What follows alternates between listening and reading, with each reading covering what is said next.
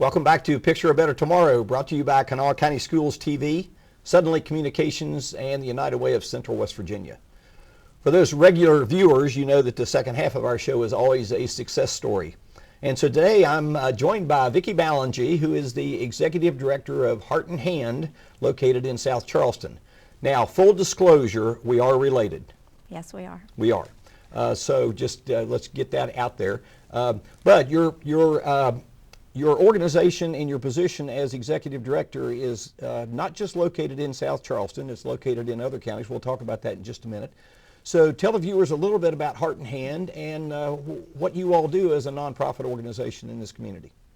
Heart and Hand has a 50-year history of serving the local community, and we have the food pantry for the food pantry for the South Charleston area.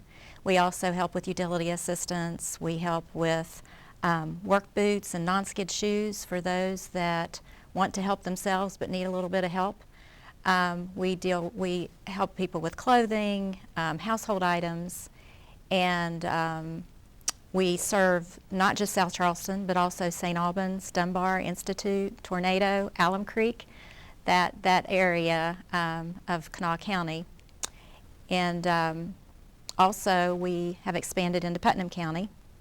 So do you want me to tell about that? Well, we'll get to Putnam County in just a minute. So, okay. So Heart and Hand's a little bit like the prodigal son.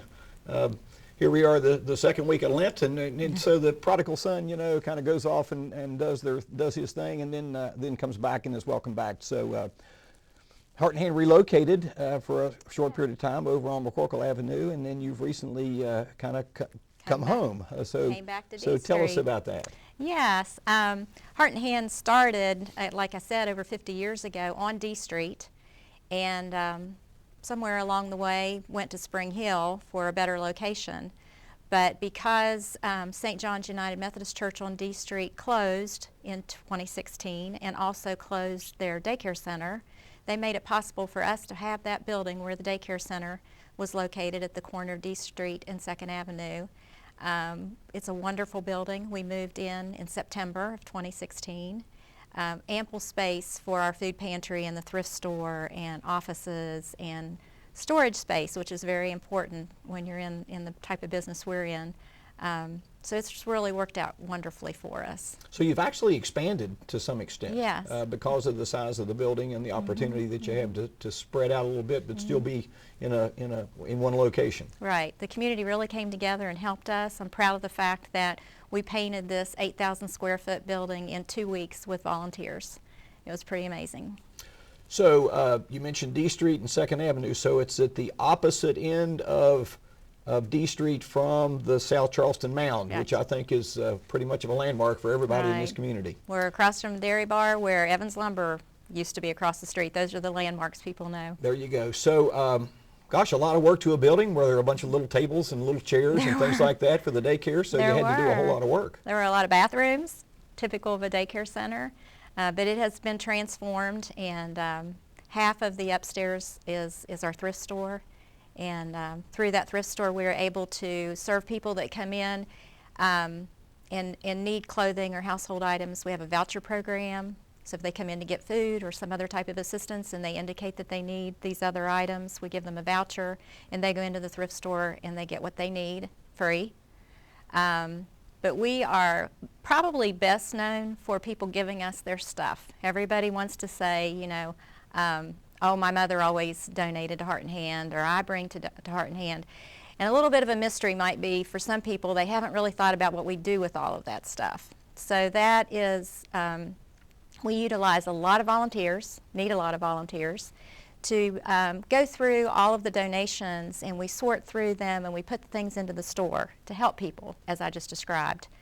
But also, there's so much more. So it's like a year-round fundraiser for us. We need people to come and shop. We need you to come shop. We need everyone to come and shop.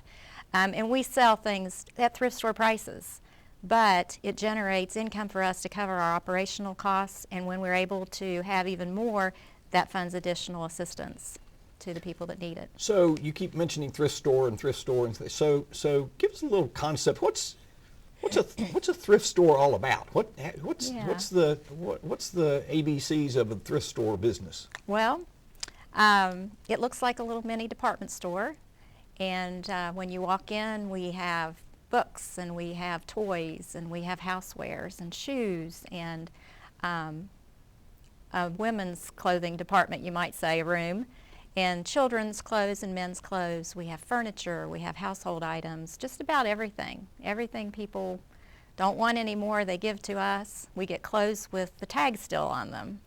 It's really, really nice items, and like I said, it's a year-round fundraiser for us. Yeah. So you mentioned stuff. Yeah. When people make donations, I think there's maybe two things going on with their thought process. They're either trying to consolidate or clean out their areas of storage, if you will, closets or garages or attics or whatever it might be, but they're also potentially wanting to help the community and Yes. Donating items that they don't use anymore or don't need anymore, and maybe somebody else can use that item. So what should a donor do with their clothing or other materials that they want to donate? What should they do to actually prepare that donation for you to make it easier? Okay, that's a good question, and happy to have the opportunity to explain that. I mean, really, things need to be clean when they come. We get so much that there's no way we can wash. I mean, so things need to come clean. We go through the bags of donations and we sort out what is usable, what people would want, and we hang them up. That way we only touch them once and get them out into the store. Now, we can also take the items that nobody would want. So if you have something that's torn or ripped or stained or just worn out, we will take that as well. We'd love to have those things in a separate bag, and maybe they're indicated that they're for recycle so that we don't have to go through them. But we do have an arrangement with a gentleman. He put a storage building in the back of our building. We bag things up that are for recycle or to be made into rags, and we put them out there. We get 3 cents a pound on that, so it's another way for us to generate money. And we can use clothing, shoes, hats, belts, and purses. Those are the items that we are able to use in that way. So when you're talking about those items, we don't want you to throw them away. This is better for the economy, or for the environment.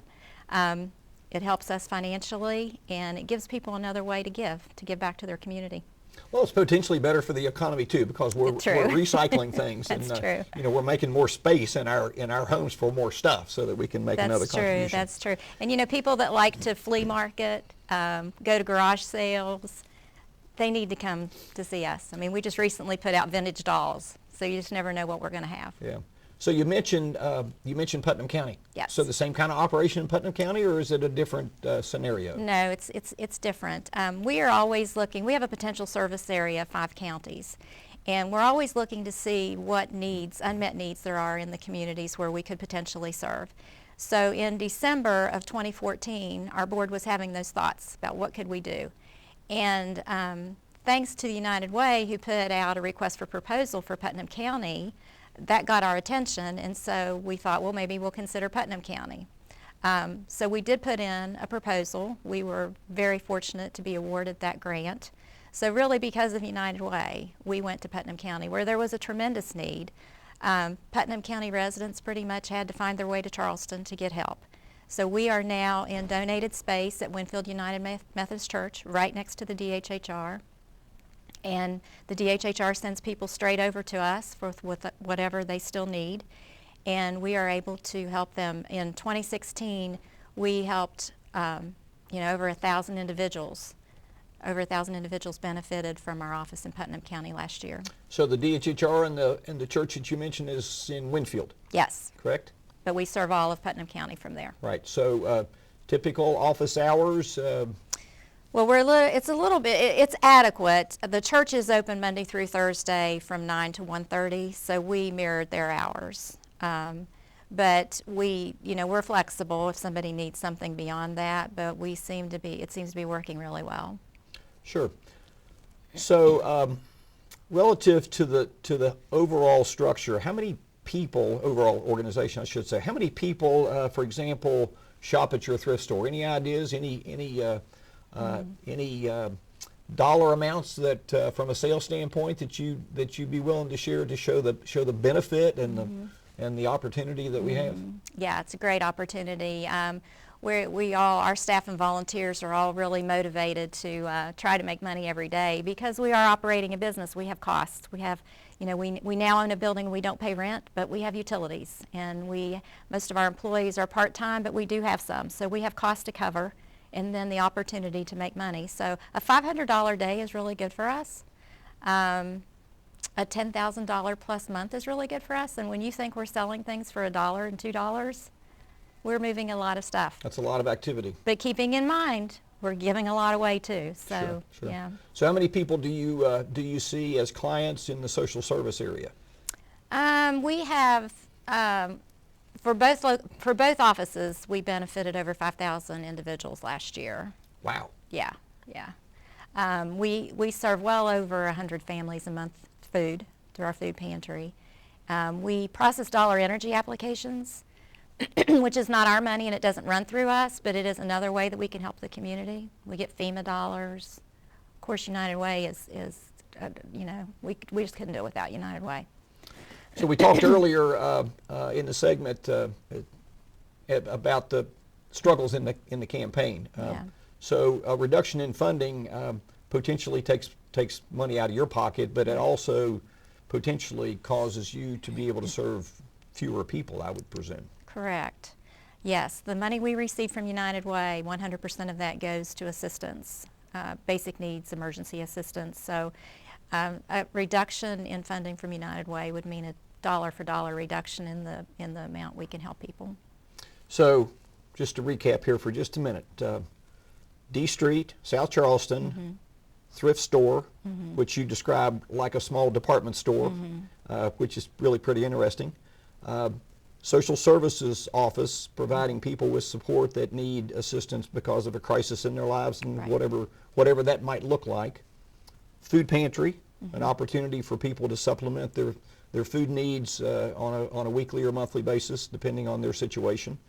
And in Putnam County, an office that provides social services, maybe a little bit of food supplements as needed, but more so than anything, the location and identifies the transportation needs. Yes. So that pretty well wrap it up? Yes, it does. Yes, it does. And we work with the Salvation Army and Mountain Mission and others to refer back and forth to each other, particularly in Putnam County, because we're trying to help them to not have to find transportation to Charleston. Sure. So that is a success story. A lot of opportunity with Heart in Hand. Vicki Ballengee, the Executive Director, has been our guest. Thank you for joining us on this edition of Picture a Better Tomorrow.